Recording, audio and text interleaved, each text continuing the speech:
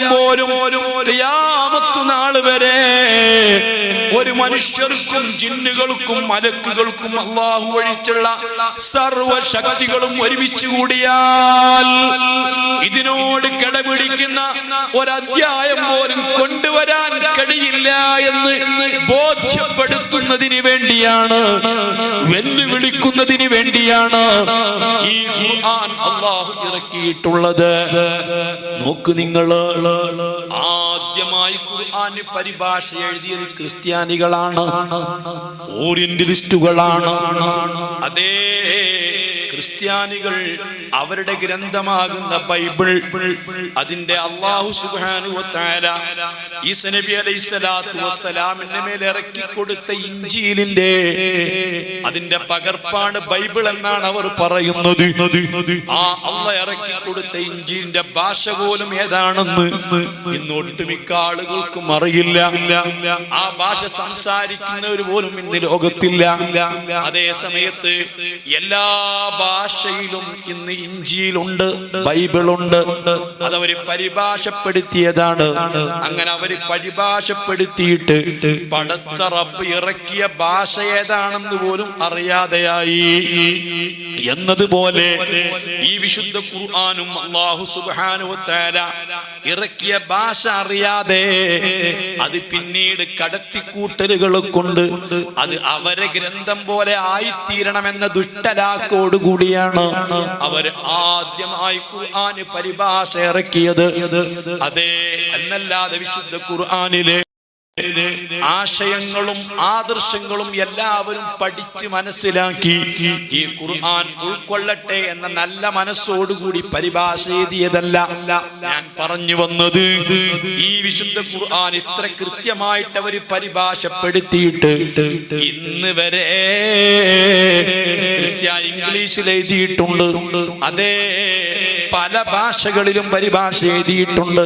പക്ഷെ ഇന്ന് വരെ ഈ കൗസർ എന്ന സൂറത്തിനോട് തുല്യമായ ഒരു സൂറത്ത് പോലും കൊണ്ടുവരാൻ ക്രിസ്ത്യാനികൾക്ക് കഴിഞ്ഞിട്ടില്ല, ജൂതന്മാർക്ക് കഴിഞ്ഞിട്ടില്ല, ഓറിയന്റലിസ്റ്റുകൾക്ക് കഴിഞ്ഞിട്ടില്ല എന്ന് മാത്രമല്ല, അതിനൊരു ശ്രമം പോലും അവര് നടത്തിയിട്ടില്ല. അങ്ങനെ അവകാശവാദം ഉന്നയിച്ചിട്ടില്ല. എന്തേ? ഈ വിശുദ്ധ ഖുർആനിനോട് കിടപിടിക്കുന്ന ഒരു ഖുർആൻ കൊണ്ടുവരുന്നത് പോയിട്ട് ഈ ഖുർആനിലെ സൂറത്തുകളോട് തുല്യമാകുന്ന സൂറത്തുകൾ കൊണ്ടുവരുന്നത് പോയിട്ട് ഒരു ഇന്നാഴ്ത്തൈനാക്കൽ കൗസർ എന്ന സൂറത്തിനോട് തുല്യമായ സൂറത്ത് പോലും കൊണ്ടുവരാൻ ലോകത്ത് ഒരു പടപ്പിനും കഴിയില്ല എന്ന് ബോധ്യപ്പെടുത്താനാണ് റബ്ബ് ഇത് ഇറക്കിയത്. രണ്ടാമത്തെ ലക്ഷ്യം ഇത് പാരായണം ചെയ്തുകൊണ്ട് കൂലി വാങ്ങാനാണ്, ഓതി കൂലി വാങ്ങാനാണ്. ഏത് സാധാരണക്കാർക്കും, പ്രായമുള്ളവർക്കും, കുട്ടികൾക്കും, സ്ത്രീകൾക്കും, പുരുഷന്മാർക്കും എല്ലാവർക്കും ഖുർആനിനോടുള്ള കടപ്പാട് അത് പാരായണം ചെയ്യലാണ്. ഞാൻ ചോദിക്കട്ടെ, എത്ര ആളുകളാണ് വിശുദ്ധ റമദാനായപ്പോൾ ഖുർആൻ പാരായണം ചെയ്ത് ഖത്മ് തീർത്തിട്ടുള്ളത്? അതേ സമയത്ത് നിങ്ങൾ ഓർത്ത് നോക്ക്, ആ വിശുദ്ധ റമദാൻ കഴിഞ്ഞതോടുകൂടി റമദാനെ കഴിഞ്ഞിട്ടുള്ളൂ, റമദാനെ യാത്ര പറഞ്ഞു പോയിട്ടുള്ളൂ. റമദാനിന്റെ റബ്ബ് നമ്മോട് യാത്ര പറഞ്ഞിട്ടില്ല. റബ്ബിന്റെ നിരീക്ഷണം നമ്മെ തൊട്ട് തെറ്റിയിട്ടില്ല. വിശുദ്ധ ഖുർആനിനോട് മുസ്ലിം ഉമ്മത്ത് ചെയ്യേണ്ട ഏറ്റവും വലിയ കടപ്പാട് അത് പാരായണം ചെയ്യലാ. ഈ ഖുർആൻ പാരായണം ചെയ്യലാ. എന്റെ പ്രിയപ്പെട്ട സഹോദരന്മാരെ, സഹോദരിമാരെ, അല്ലാഹുവെങ്കിലും ഖുർആൻ പാരായണം ചെയ്യാത്ത ദിവസം ഒരു മുസ്ലിമിന്റെ ദിവസങ്ങളിൽ ഉണ്ടാവരുത്. മുസൽമാന്റെ ദിവസം തുടങ്ങേണ്ടത് ഖുർആൻ പാരായണം ചെയ്തുകൊണ്ടാവണം. നിങ്ങൾക്കറിയുമോ, വലിയ വലിയ ഇമാമിങ്ങളെ പറ്റി നമ്മൾ കേട്ടിട്ടില്ലേ? എന്തിനേറെ പറയണം, മഹാനായ ഉസ്മാൻ ഇബ്നു അഫ്ഫാൻ റളിയല്ലാഹു അൻഹു തങ്ങളെ കേൾക്കുമ്പോൾ തന്നെ നമുക്ക് രോമാഞ്ചമാണ്. അതേ വിശുദ്ധ ഖുർആൻ ഓതിക്കൊണ്ടിരിക്കുന്ന സമയത്ത് ശത്രുക്കളാൽ കൊല ചെയ്യപ്പെട്ട നേതാവാണ് ഉസ്മാൻ ഇബ്നു അഫ്ഫാൻ റളിയല്ലാഹു അൻഹു. അതേ ഒരൊറ്റ റക്അത്തിലെ ഇമാം നവവി റഹിമഹുല്ലാഹ് അവിടുത്തെ തിബിയാനിൽ രേഖപ്പെടുത്തിയത് കാണാം. അതേ ഒരൊറ്റ ദിവസം ഖുർആൻ ഖത്മ് തീർത്ത ധാരാളം ആളുകളുണ്ട്. രാത്രിയിൽ ഒരു ഖത്മും പകൽ ഒരു ഖത്മും തീർത്തവരുണ്ട്.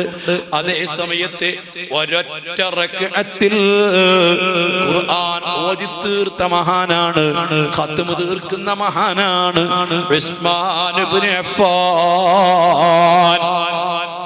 ബഹുമാനപ്പെട്ട ഇമാമുന ശാഫി റളിയല്ലാഹു അൻഹു. ശാഫി ഇമാം നമ്മുടെ ഇമാമാണ്. നാം ശാഫി മദ്ഹബുകാരാണ്. ഇമാമുന ശാഫി റളിയല്ലാഹു അൻഹു തങ്ങളെ ഫോളോ ചെയ്ത് ജീവിക്കുന്നവരാണ്. ഇമാമുന ശാഫി റളിയല്ലാഹു അൻഹു അതേ പലസ്തീനിലെ ഗസ്സ എന്ന് പറയുന്ന സ്ഥലത്താണ് ജനിച്ചത്. 2.5 വയസ്സുള്ളപ്പോഴാ ശാഫി ഇമാമുനെ മക്കയിലേക്ക് തന്റെ ഉമ്മ കൊണ്ടുപോയത്. ഉപ്പ മരിച്ചതിനു ശേഷം 2.5 വയസ്സ് മുതൽക്ക് നീണ്ട 16 വയസ്സ് വരെ ശാഫി ഇമാം ജീവിച്ചത് മക്കയിലാണ്. 7 വയസ്സുള്ളപ്പോൾ ഖുർആൻ മുഴുവനും മനപ്പാഠമാക്കിയവരാണ്. 16 വയസ്സായപ്പോൾ ഇമാമുന ശാഫി റളിയല്ലാഹു അൻഹു ആ കാലഘട്ടത്തിൽ മക്കയിലെ ഏറ്റവും വലിയ പണ്ഡിതനാകുന്ന മുസ്ലിം ഇബ്നു ഖാലിദ് സിഞ്ചി റളിയല്ലാഹു അൻഹു തങ്ങളെ അരികിൽ നിന്ന് ഫത്വ നൽകാൻ പറ്റുന്ന ഫത്വക്ക് അനുവാദം കിട്ടിയിട്ട് അറിയപ്പെട്ട മുഫ്തിയാ. അന്ന് ഷാഫി ഇമാമിന് 16 വയസ്സാണ്. ആ ഷാഫി ഇമാം റളിയല്ലാഹു അൻഹു പിന്നീട് നീണ്ട 10 കൊല്ലം ബഹുമാനപ്പെട്ട ഇമാം മാലിക് റളിയല്ലാഹു അൻഹുവിന്റെ ദർസിലാണ്, മദീനയിലാണ് താമസിച്ചത്. അങ്ങനെ 26 വയസ്സും കഴിഞ്ഞ് ഷാഫി ഇമാം ലോകത്തോട് വിട പറയുന്നത് 54 വയസ്സ് തികയുമ്പോഴാ. അത്രേ ഷാഫി ഇമാം ലോകത്ത് ജീവിച്ചിട്ടുള്ളൂ. ഞാനും നിങ്ങളും പറയുന്ന 54 അല്ല. ഞാനും നിങ്ങളുമൊക്കെ സൗരവർഷ കണക്കാണ് കൂട്ടുന്നതെങ്കിൽ ചാന്ദ്രിക വർഷം അനുസരിച്ച് 54 വയസ്സേ ഷാഫി ഇമാം ജീവിച്ചിട്ടുള്ളൂ. ആ ഷാഫി ഇമാം റളിയല്ലാഹു അൻഹു ഈ കാലത്തിനുള്ളിൽ, ഈ കാലത്തിനിടക്ക് എത്ര ഗ്രന്ഥങ്ങളാണ് ഈ ഉമ്മത്തിന് സമർപ്പിച്ചത്, എത്ര 10,000 പണ്ഡിതന്മാരെയാണ് വാർത്തെടുത്തത്. ഇന്നും കോടിക്കണക്കിന് അനുയായികൾ ഷാഫി ഇമാം റളിയല്ലാഹു അൻഹു തങ്ങളെ ഫോളോ ചെയ്തുകൊണ്ട് ജീവിക്കുകയാ. ഷാഫി ഇമാം റളിയല്ലാഹു അൻഹു തങ്ങളെ എഴുതിയുണ്ടാക്കിയ ഗ്രന്ഥം എന്ന് പറയുന്നത് ഷാഫി ഇമാം റളിയല്ലാഹു അൻഹു പറഞ്ഞു കൊടുക്കുകയോ തന്റെ ശിഷ്യന്മാര് എഴുതിയെടുക്കുകയോ. ഇങ്ങനെ ഇമാമുന ശാഫി റളിയല്ലാഹു അൻഹു 26 വയസ്സ് കഴിഞ്ഞിട്ട് അവിടുന്ന് പിന്നെ പോകുന്ന ബഗ്ദാദിലാണ്. നീണ്ടകാലം ബഗ്ദാദിൽ താമസിച്ച് 197 ബഗ്ദാദിൽ നിന്ന് ബഹുമാനപ്പെട്ട ഷാഫി ഇമാം റളിയല്ലാഹു അൻഹു മിസ്രിൽ പോകുന്നത്. മിസ്രിലേക്ക് പോകാനുള്ള ഏറ്റവും വലിയ പ്രേരകമാരാണെന്നറിയോ? മഹദി നഫീസത്തുൽ മിസ്രിയ. നഫീസ ബീവി റളിയല്ലാഹു അൻഹയുടെ അതിയായ താല്പര്യപ്രകാരം പ്രേരണയോടുകൂടിയാണ് ഇമാമുന ശാഫി റളിയല്ലാഹു അൻഹു മിസ്രിലേക്ക് പോകുന്നത്. പിന്നീട് മിസ്രിലാണ് അവിടുന്ന് പ്രവർത്തനം, മിസ്രിലാണ് അവിടുന്ന് വഫാത്തായത്, മിസ്രിലാണ് അവിടുത്തെ ഖബറുള്ളത്. ആകെ ജീവിച്ചത് 54 വയസ്സാണെങ്കിൽ ഈ കാണുന്ന ഗ്രന്ഥങ്ങൾ മുഴുവനും രചിച്ചു എന്ന് മാത്രമല്ല, ഈ വിജ്ഞാനങ്ങൾ മുഴുവനും കണ്ടെത്തി എന്ന് മാത്രമല്ല, ഈ കാര്യങ്ങൾ മുഴുവനും നിയന്ത്രിച്ചു എന്ന് മാത്രമല്ല, ഇതെല്ലാം ചെയ്യുന്നതിന്റെ ഇടയിൽ ഇമാമുന ശാഫിഈ എല്ലാ ദിവസവും ഒരു ഖത്മ ഖുർആൻ ഓതി തീർത്തിരുന്നു. ശാഫി ഇമാം റളിയല്ലാഹു അൻഹു ഖുർആൻ ഓതൽ മാത്രമല്ല പണി, ഈ സർവ്വ കാര്യങ്ങളും ചെയ്യുന്നതിന് പുറമെ ഒരു ദിവസം ഒരു ഖത്മ ഖുർആൻ ഓതിയിരുന്നു. റമളാനാകുമ്പോ രാത്രിയിൽ ഒരു ഖത്മും പകലിൽ ഒരു ഖത്മും ശാഫി ഇമാം ഓതി തീർത്തിരുന്നുവെങ്കിൽ സുബ്ഹാനല്ലാഹ്, അവിടുത്തെ ജീവിതത്തിൽ ഏറ്റവും വലിയ പോരിശയായിട്ട് പറയുന്നത് ഖുർആൻ ഓതിയതാ. ഈ കഴിഞ്ഞ റമളാനിന്റെ 2-3 ദിവസം മുമ്പ് മഹാനായ അബൂ ഹനീഫത്ത് റളിയല്ലാഹു അൻഹുവിന്റെ ഖബറിന്റെ അടുത്ത് പോകാൻ കഴിഞ്ഞിട്ടുണ്ട്. ജുനൈദുൽ ബഗ്ദാദിന്റെ മക്ബറയിൽ പോകാൻ കഴിഞ്ഞിട്ടുണ്ട്. അബൂ ഹനീഫ റളിയല്ലാഹു അൻഹുവിന്റെ ഖബറിന്റെ മക്ബറയിൽ ചെന്നപ്പോൾ 18,000 ഖത്മ ഖുർആൻ നിസ്കാരത്തിൽ ഓതി തീർത്ത സ്ഥലത്താണ് മഹാനായ അബൂ ഹനീഫ തങ്ങളുടെ ഖബറുള്ളത്. അതെ, അബൂ ഹനീഫത്ത് റളിയല്ലാഹു അൻഹു വഫാത്തായ പിറ്റേ ദിവസം തന്റെ അയൽപക്കത്തുള്ള ചെറിയൊരു കുട്ടി ഉപ്പയോട് ചോദിക്കുന്നു, ഉപ്പാ, അയൽപക്കത്തെ വീട്ടിൽ നിന്നൊരു വെളുത്ത തൂണ് കാണാനില്ലല്ലോ. അബൂ ഹനീഫ റളിയല്ലാഹു അൻഹു പാതിരാത്രിയില് തൂവെള്ള വസ്ത്രം ധരിച്ച് നിന്ന് നിസ്കരിക്കുന്നത് കണ്ടപ്പോ കുട്ടിക്ക് തോന്നിയത് ഇത് വെളുത്ത തൂണാ. ഇന്ന് ആ തൂണ് കാണുന്നില്ല. ഉപ്പ പറഞ്ഞു കൊടുത്തു, മോനെ, അത് തൂണായിരുന്നില്ല, ഇമാം അബൂ ഹനീഫ നിസ്കരിക്കുകയാ. അത്രയും നിസ്കാരത്തിൽ 18,000 ഖത്മ ഖുർആൻ ഓതി തീർത്ത ഇമാം അബൂ ഹനീഫ. ഉമ്മമാരെ, ഞാൻ ചോദിക്കട്ടെ, നിങ്ങൾ കേട്ടില്ലേ നഫീസത്തുൽ മിസ്രിയ? നഫീസ ബീബി റളിയല്ലാഹു അൻഹാ മക്കയിൽ ജനിച്ച് മദീനയിൽ വളർന്ന് പിൽക്കാലത്ത് മിസ്റിലെത്തിയിട്ടുള്ള നഫീസ ബീബി. ആ നഫീസ റളിയല്ലാഹു അൻഹയുടെ ഖബറുള്ളത് മിസ്റിലാ. മിസ്റിലെത്തിയപ്പോൾ ചെറിയൊരു കുടിൽ വാങ്ങിയിട്ട് ആ വീട്ടിനകത്ത് ബഹുമാനപ്പെട്ട നഫീസ ബീബി അവിടെ സ്വന്തം കൈകൊണ്ട് പിക്കാസ് കൊണ്ട് ഖബർ കുഴിച്ചിട്ട് ആ ഖബറിന്റെ അടുത്ത് വെച്ച് ഖുർആൻ ഓതിയതാ. 6000 ഖത്മ ഖുർആൻ തന്റെ ഖബറിന്റെ അടുത്ത് വെച്ച് ഓതി തീർത്ത മഹദിയാണ് ബീബി നഫീസ. ശാഫി ഇമാം റളിയല്ലാഹു അൻഹുവിനേക്കാൾ 5 വയസ്സ് കൂടുതലാ. 145 നഫീസ ബീവി ജനിക്കുന്നത്. ബഹുമാനപ്പെട്ട നഫീസ ബീവി റളിയല്ലാഹു അൻഹയോട് ശാഫി ഇമാം റളിയല്ലാഹു അൻഹു മയ്യിത്ത് നിസ്കരിക്കാൻ വസിയത്ത് ചെയ്തിരുന്നു. ശാഫി ഇമാം റളിയല്ലാഹു അൻഹു വഫാത്തായതിനു ശേഷം തന്റെ മയ്യിത്ത് കുളിപ്പിച്ച് കഫൻ ചെയ്ത് നഫീസ ബീവിന്റെ പള്ളിയിൽ കൊണ്ടുപോയി ശാഫി ഇമാം റളിയല്ലാഹു അൻഹുവിന്റെ ശിഷ്യനാകുന്ന ഇമാം ബുവൈത്വി ഇമാം നിന്ന് മഅ്മൂമായി നഫീസ ബീവി മയ്യിത്ത് നിസ്കരിച്ചതാ. അതെ, റമളാനിൽ എന്നും ബഹുമാനപ്പെട്ട ശാഫി ഇമാം നഫീസ ബീവിന്റെ പള്ളിയിലാ. അസ്ർ നിസ്കാരത്തിനൊക്കെ അവിടെ നേതൃത്വം നൽകലാ. പറഞ്ഞു വന്നത്, ഈ മഹാന്മാരെ ചരിത്രമെടുത്ത് പരിശോധിക്കുമ്പോൾ അവരൊക്കെ ഏറ്റവും വലിയ മഹത്വമായിട്ട് പറയുന്നത് അത്രയും ഖുർആൻ ഓതി എന്നാ. ഞാൻ എന്റെ ശബ്ദം കേൾക്കുന്ന മുഅ്മിനീങ്ങളോട്, മുഅ്മിനാത്തുകളോട്, എന്റെ പ്രിയപ്പെട്ട സഹോദരങ്ങളോട്, സഹോദരിമാരോട് എത്ര തവണ ഈ ഖുർആൻ ഖത്മ തീർത്തത് എനിക്കും നിങ്ങൾക്കും പറയാനുണ്ട്. വിശുദ്ധ റമളാൻ മാസമായിട്ട് പോലും ഒരു ഖത്മ ഖുർആൻ ഓതി തീർക്കാത്തവർ കൂട്ടത്തിലില്ലയോ? വർഷത്തിൽ ഒരു ഖത്മ തീർക്കാത്തവർ നമ്മളെ കൂട്ടത്തിലില്ലയോ? ജീവിതത്തിൽ 10ഉം 20ഉം 25ഉം 30ഉം 40ഉം 50ഉം കൊല്ലമായിട്ട് ഇതുവരെ ഈ ഖുർആൻ ഒന്ന് ഓതി തീർക്കാത്ത ഖത്മു ചെയ്യാത്ത മുസ്ലിമീങ്ങളില്ലയോ, ഉമ്മമാരില്ലയോ, ഉപ്പമാരില്ലയോ? പിന്നെ നമ്മുടെ മനസ്സെങ്ങനെ ശുദ്ധിയാവാനാ? നമ്മുടെ വീറും വാശിയും എങ്ങനെ പോകാനാ? റബ്ബിനെ പറ്റി എങ്ങനെ ബോധ്യം വരാനാ? ഈമാൻ എങ്ങനെ കട്ടികൂടാനാ? അല്ലാഹുവിനെ നമുക്ക് പിന്നെ എങ്ങനെ അറിയാനാ? ഒരു കാര്യം കൂടി ഞാൻ എൻ്റെ പ്രിയപ്പെട്ട സഹോദരങ്ങളോട്, നിങ്ങൾ ഉദ്ദേശിക്കുന്നത് പോലെ ആവേശത്തോടെ രോമാഞ്ചം കൊള്ളിക്കുന്ന പ്രഭാഷണത്തിനൊന്നും എനിക്ക് കഴിയില്ല. അങ്ങനൊന്നും പറയാൻ പറ്റുന്ന ഒരു സിറ്റുവേഷനിലല്ല ഞാനുള്ളത്. പക്ഷെ ഒരു കാര്യം കേൾക്കണോ, ഈ ഉമ്മത്തിന് വേണ്ടി ഏറ്റവും നമുക്ക് പ്രതീക്ഷയുള്ളത് മുത്തു മുഹമ്മദ് മുസ്തഫ അള്ളാഹുവിന്റെ റസൂൽ നമ്മളെ തിരിഞ്ഞു നോക്കുമെന്നും നമുക്ക് വേണ്ടി മുത്തിനെ പൊട്ടിക്കരഞ്ഞിട്ട് അതേ മുത്തുനബി സല്ലല്ലാഹു അലൈഹി വസല്ലമ തങ്ങളുടെ ഉമ്മത്തിൽപ്പെട്ട ഒരാള് പോലും നരകത്തിൽ ശാശ്വതമായി കിടക്കാതിരിക്കാൻ എത്ര ശ്രമിക്കും റസൂലുള്ളാഹ്. ഹബീബായ മുഹമ്മദുർ റസൂലുള്ളാഹ് മശ്റയിലേക്ക് വരുന്ന സമയത്തിന് പൊട്ടിക്കരയുകയാ.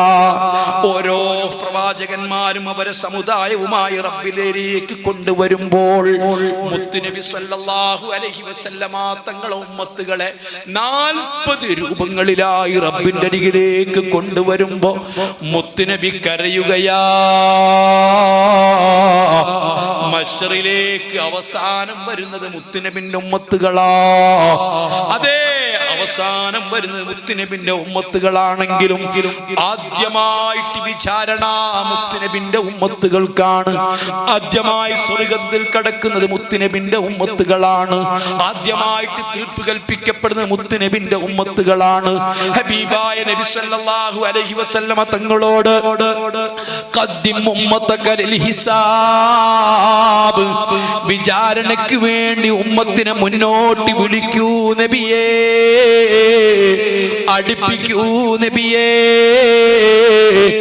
ആദം നബി അലൈഹിസ്സലാത്തു വസ്സലാം തങ്ങൾ മുതൽക്ക് ഖിയാമത്ത് നാൾ വരേക്കുമുള്ള സർവ്വ പ്രവാചകന്മാരും അവരെ ഉമ്മത്തുകളും മശ്ശറിൽ നിൽക്കുമ്പോ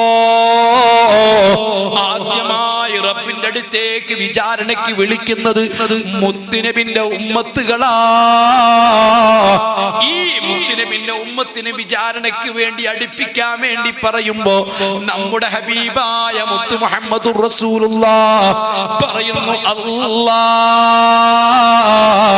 ഇവരെ നീ വിചാരണ ചെയ്യണ്ട, എന്റെ ഉമ്മത്തിന് ഹിസാബ് വേണ്ട, അവരെ നീ വെളിവാക്കണ്ട. ദുനിയാവിൽ അവർ ചെയ്ത തിന്മകൾക്ക് തെറ്റുകൾക്ക് എമ്പാടും അവർ അനുഭവിച്ചു. അല്ലാഹ് ഖബറിൽ വെച്ച് അനുഭവിച്ചിട്ടുണ്ട്, മശ്ശറിൽ വെച്ച് അനുഭവിച്ചിട്ടുണ്ട്. ഈ വരുന്ന വരവ് തന്നെ മതി, ഇനി വിചാരണ വേണ്ട, അവരെ ചോദ്യം ചെയ്യണ്ട, അവരെ അങ്ങ് വെറുതെ വിട്ടേക്കല്ലാ. അല്ലാഹു പറയുന്നു, പറ്റില്ല നബിയേ, ഖർബ് ഉമ്മതക ലിൽ ഹിസാബ്, വിചാരണ ചെയ്യാതിരിക്കാൻ പറ്റില്ല. വലനസ്അലന്നല്ലദീന ഉർസില ഇലൈഹിം വലനസ്അലന്നൽ മുർസലീൻ. പടച്ച റബ്ബിന്റെ വിചാരണ സർവ്വ സൃഷ്ടികളോടും വിചാരണയുണ്ട്, പടപ്പുകളോടൊക്കെയും വിചാരണയുണ്ട്, മലക്കുകൾക്ക് വിചാരണയുണ്ട്, മറ്റു ജീവികൾക്ക് വിചാരണയുണ്ട്, എല്ലാ സൃഷ്ടികൾക്കും വിചാരണയുണ്ട്. ഉറുമ്പുകൾക്കിടയിൽ വിചാരണയുണ്ട്, ഇഴജന്തുക്കൾക്കിടയിൽ വിചാരണയുണ്ട്, സർവ്വ സൃഷ്ടികൾക്കും വിചാരണയുണ്ട്. അവരെ ചോദ്യം ചെയ്യാതിരിക്കാൻ പറ്റില്ല. ആ സമയത്ത് ഹബീബായ മുഹമ്മദുർ റസൂലുള്ളാഹി അല്ലാഹ് എനിക്കൊരവസരം തരുമോ? മഹാനായ ആദം നബി അലൈഹിസ്സലാത്തു വസ്സലാമിനെ തേടിപ്പിടിക്കുകയാ. ആദം നബിന്റെ അടുത്ത് ചെന്ന് പറയുകയാ, ഇവര് നിങ്ങളെ മക്കളാ, നിങ്ങൾ ഇവരുടെ ഉപ്പയാ, ഞാനിവരെ പ്രവാചകരാ. ഈ ഉമ്മത്തിന്റെ കാര്യം നമുക്കങ്ങ് ഏറ്റെടുക്കാം. അവരെ വിചാരണയ്ക്ക് വിടണ്ട. ഇവർ ചെയ്ത തെറ്റുകളും കുറ്റങ്ങളും പാപങ്ങളും മരുതായ്മകളും നമുക്കങ്ങ് ഏറ്റെടുക്കാം. മഹാനായ ആദം നബി അലൈഹിസ്സലാം, എനിക്ക് പറ്റില്ല. അല്ലാഹുവിന്റെ ഹബീബേ, ഫഅസാദമു റബ്ബഹു ഫഗവാ. ആദം നബി അലൈഹിസ്സലാത്തു വസ്സലാം തങ്ങൾ മുത്തുനബിയോട് ചോദിക്കുകയാ, നിങ്ങൾക്ക് ഇറക്കപ്പെട്ട വിശുദ്ധ ഖുർആനിൽ തന്നെ പടച്ച റബ്ബ് പറഞ്ഞിട്ടില്ലേ, ഫഅസാദമു റബ്ബഹു ഫഗവാ. ആദം നബി അലൈഹിസ്സലാം റബ്ബിന്റെ കൽപ്പനക്കെതിരെ ചെയ്തിട്ടുണ്ട്. അതേ, ഒരു പ്രത്യേക സാഹചര്യങ്ങളാ, പ്രത്യേക കാരണങ്ങളാ. ആദം നബി അലൈഹിസ്സലാം തങ്ങൾ ചെയ്ത് തെറ്റല്ല എങ്കിലും ആദം നബി അലൈഹിസ്സലാത്തു വസ്സലാമിന്റെ പവിത്രമായ സ്ഥാനത്തോട് നിരക്കാത്ത കാര്യമാ ചെയ്തത്. അതുകൊണ്ട് ഞാൻ തന്നെ ബേജാറില്ല, എനിക്ക് പറ്റുകയില്ല. നമ്മുടെ ഹബീബായ റസൂലുള്ളാഹി രണ്ട് കൈയും പെരടിൽ വെച്ചുകൊണ്ട്, വാ ഉമ്മത്താ, എന്റെ ഉമ്മത്തിന് വേണ്ടി വേദനിക്കുന്നു എന്ന് പറഞ്ഞ് ഹബീബായ തങ്ങൾ പൊട്ടിക്കരയുമ്പോൾ, ഇത്രയും ഈ സമുദായത്തിന് വേണ്ടി ഉമ്മത്തിന് വേണ്ടി കരയുന്ന ഒരു വ്യക്തിത്വമില്ല. ബിൽ മുഅ്മിനീന റഊഫുർ റഹീം. എന്തൊരു കരുണയാ, എന്തൊരു ദയവാ. അങ്ങനത്തെ റസൂലുള്ളാഹി സ്വല്ലല്ലാഹു അലൈഹി വസല്ലമ ജീവിതത്തിൽ ഒരിക്കലെങ്കിലും ലാ ഇലാഹ ഇല്ലല്ലാഹു മുഹമ്മദുർ റസൂലുള്ളാഹ് എന്ന് അചഞ്ചലമായി വിശ്വസിച്ചുകൊണ്ട് ചൊല്ലിയിട്ടുള്ള ഒരാളെയും നരകത്തിൽ കിടക്കാൻ വിടാത്ത നബി, ഒരാളെയും നരകത്തിൽ ഉപേക്ഷിക്കാത്ത നബി, അവസാനത്തവൻ രക്ഷപ്പെടുത്തുന്ന നബി ആ റസൂലുള്ളാഹി സ്വല്ലല്ലാഹു അലൈഹി വസല്ലമ നാളെ പടച്ച റബ്ബിനോട് ഈ ഉമ്മത്തിനെതിരെ ഒരു പരാതി പറയുന്ന വിഷയമുണ്ടെങ്കിൽ, എന്റെ ഉമ്മത്ത് നിസ്കരിച്ചില്ലല്ലോ, എന്റെ ഉമ്മത്ത് നോമ്പെടുത്തില്ലല്ലോ, എന്റെ ഉമ്മത്ത് ഹജ്ജ് ചെയ്തില്ലല്ലോ, എന്റെ ഉമ്മത്ത് കള്ള് കുടിച്ചല്ലോ, എന്റെ ഉമ്മത്ത് വ്യഭിചരിച്ചല്ലോ, ഇതൊന്നും ഹബീബായ തങ്ങൾ അല്ലാഹുവിനോട് ഈ ഉമ്മത്തിന് പരാതിപ്പെടൂല. ഉമ്മത്തിനെ പറ്റി പറയൂല, കള്ള് കുടിച്ചവരെ പറ്റി പറയൂല, വ്യഭിചരിച്ചവരെ പറ്റി പറയൂല, നിസ്കരിക്കാത്തവരെ പറ്റി പറയൂല. ആഖിർ സമാനിലെ മക്കളെ, അതേ സമയത്ത് അല്ലാഹുവിന്റെ റസൂൽ നാളെ പടച്ച റബ്ബിനോട് പരാതിപ്പെടുന്ന ഒരു പരാതി ഏതാണെന്നറിയോ? വഖാല റസൂലു യാ റബ്ബി ഇന്ന ഖൗമി ഇത്തഖദു ഹാദൽ ഖുർആന മഹ്ജൂറാ. ഈ ഖൗമി, എന്റെ ജനത എന്റെ ഖുർആൻ അവഗണിച്ചു. അല്ലാഹ്, ഇത് വായിക്കാൻ അവർക്ക് ടൈം കിട്ടിയില്ല. ജീവിതത്തിൽ ഒരിക്കൽ പോലും ഒന്ന് പാരായണം ചെയ്യാൻ, വർഷത്തിൽ ഒരിക്കൽ പാരായണം ചെയ്യാൻ, ഇതൊന്ന് പാരായണം ചെയ്യാൻ എന്റെ ഉമ്മത്തിന് കഴിഞ്ഞില്ല. ഈ ഖുർആൻ അവഗണിച്ചു. അല്ലാഹ്, ഹബീബായ തങ്ങള് ഈ ഉമ്മത്തിനെ പറ്റി പറയുന്ന ഒരു പരാതി ഉണ്ടെങ്കിൽ, ഇന്ന ഖൗമി ഇത്തഖദു ഹാദൽ ഖുർആന മഹ്ജൂറാ. മുസ്ലിം ചെറുപ്പക്കാരറിയണം, എത്ര തവണ നമ്മൾ ഖുർആൻ ഓതിയിട്ടുണ്ട്. ഒരു വെള്ളിയാഴ്ച ദിവസം മൽക്കഫ് സൂറത്ത് കൃത്യമായിട്ട് ഓതിയിട്ടുണ്ട് എന്ന് പറയാൻ പറ്റിയ എത്ര ആളുകൾ ഈ കൂട്ടത്തിലുണ്ട്? ഞാൻ കൈവക്കാൻ പറയുന്നില്ല. വയത് പറയാൻ എന്തൊരു എളുപ്പം, വയത് കേൾക്കാൻ എന്തൊരു എളുപ്പം, വയത് സംഘടിപ്പിക്കാൻ എന്തൊരു എളുപ്പം. എന്റെ പ്രിയപ്പെട്ട സഹോദരന്മാരെ, വിശുദ്ധ റമദാൻ 1 മുതൽക്ക് നിങ്ങൾ കേട്ടിട്ടില്ലേ? ഹബീബായ മുഹമ്മദ് മുസ്തഫ, ഖുർആൻ ഹുജ്ജത്തുൽ ലക ഔ ഹുജ്ജത്തുൻ അലൈക. اللهم اجعل هذا الشهر الشريف شاهدا لنا لا شاهدا علينا വജഅൽ ഹുജ്ജത്തൻ ലനാ ലാ ഹുജ്ജത്തൻ ലനാ ലാ ഹുജ്ജത്തൻ അലൈനാ. മുത്തുനബി സ്വല്ലല്ലാഹു അലൈഹി വസല്ലം റമദാൻ ഏത് പ്രകാരമാണോ അനുകൂലമായിട്ട് സാക്ഷി നിൽക്കുന്നത്, ഏത് പ്രകാരമാണോ പ്രതികൂലമായിട്ട് സാക്ഷി നിൽക്കുന്നത്, അതേപോലെ ഓരോ മനുഷ്യനും അനുകൂലമോ അല്ലെങ്കിൽ പ്രതികൂലമോ ആയി സാക്ഷി നിൽക്കുന്ന മറ്റൊരു കാര്യമാണ് വിശുദ്ധ ഖുർആൻ. ഞാൻ ചോദിക്കുന്നു പ്രിയപ്പെട്ട മുസ്ലിമേ, ഈ ഖുർആനുമായി നിന്റെ ബന്ധം എത്രയാണ്? ഈ ഖുർആനോടുള്ള ബാധ്യത എത്രയാണ്? ഈ ഖുർആനിന്റെ സമീപനം എന്താണ്? ഉമ്മമാരറിയാൻ, സഹോദരന്മാരറിയാൻ, സഹോദരിമാരറിയാൻ.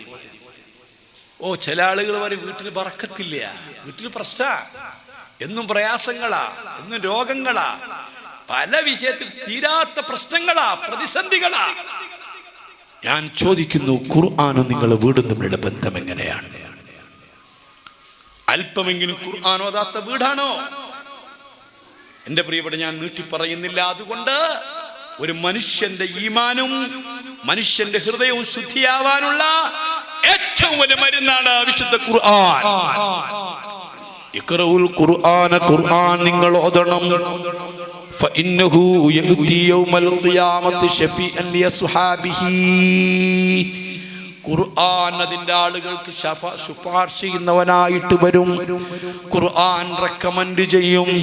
ഖുർആൻ നമ്മെ രക്ഷപ്പെടുത്തും ഇൻഷാ അല്ലാഹ്. ഒരു കാര്യം കൂടി ഞാൻ പറയാ, അതുകൊണ്ട് മനസ്സ് ശുദ്ധിയാവാനുള്ള ഒന്നാമത്തെ മരുന്ന് ഖുർആൻ ഓതലാ. വലിൽ ബത്നിൽ ഖലാ, വയറ് കാലിയാവലാ, നോമ്പെടുക്കലാ. പരമാവധി ഖുർആൻ ഓതിയിട്ടുണ്ട്, പട്ടിണി കിടന്ന് നോമ്പെടുത്തിട്ടുണ്ട്. വഖിയാമു ലൈലിൻ വതളറു ബിസ്സഹർ വമുജാലസതു സ്വാലിഹീനൽ ഫുളലാ. മൂന്നാമത്തെ മരുന്ന് രാത്രി നിസ്കരിക്കലാ. രാത്രി തറാവീഹ് നിസ്കരിച്ചിട്ടുണ്ട്. വിത്ർ പലപ്പോഴും 11 റക്അത്ത് നിസ്കരിച്ചിട്ടുണ്ട്.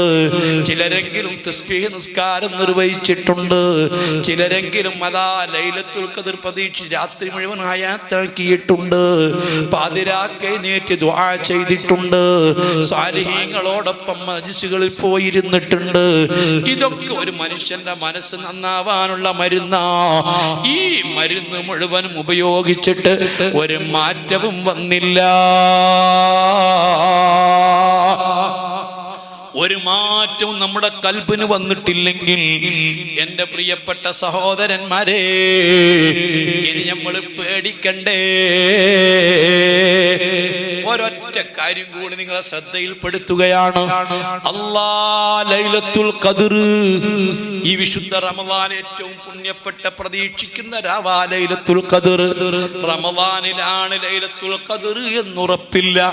ഏറ്റവും കൂടുതൽ പ്രതീക്ഷ റമദാനിലാ. അതേ റമദാനിൽ തന്നെ അവസാനത്തെ 10 ലൈലത്തുൽ ഖദ്ർ എന്നുറപ്പില്ല. ഏറ്റവും കൂടുതൽ പ്രതീക്ഷിക്കപ്പെടുന്ന അവസാനത്തെ 10 രാത്രികളിലാ. അതേ അവസാനത്തെ രാത്രികൾ ഒറ്റയിട്ട രാവുകളിലാണെന്ന് ഉറപ്പില്ല. ഏറ്റവും കൂടുതൽ പ്രതീക്ഷിക്കപ്പെടുന്നത് ഒറ്റയിട്ട രാവുകളിലാ.